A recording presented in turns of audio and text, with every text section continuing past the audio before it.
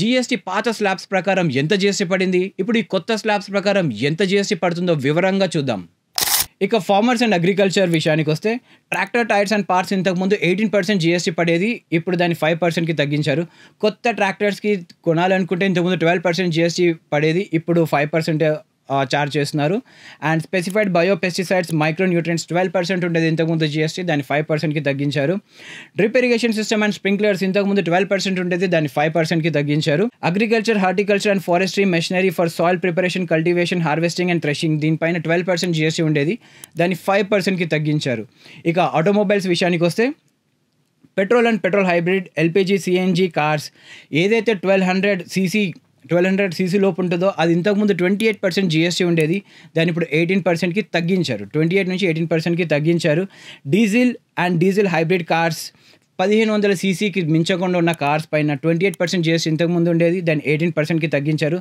అన్ని 3 wheeler vehicles ఇంతకుముందు 28% GST ఉండేది, దాన్ని 18%కి తగ్గించేశారు.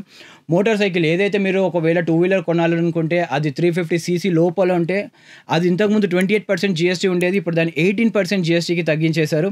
ఇక motor vehicles for transport of goods, commercial vehicles ఇంతకుముందు 28% ఉండేది, దాన్ని 18%కి తగ్గించేశారు.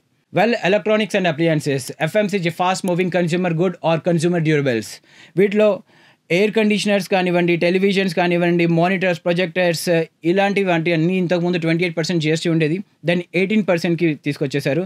Dish washing machines and washing machines ఇంతకుముందు 28% ఉండేవి, దాన్ని 18%కి తగ్గించేశారు.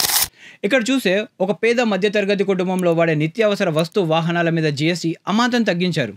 మరి దేని మీద పెంచారు?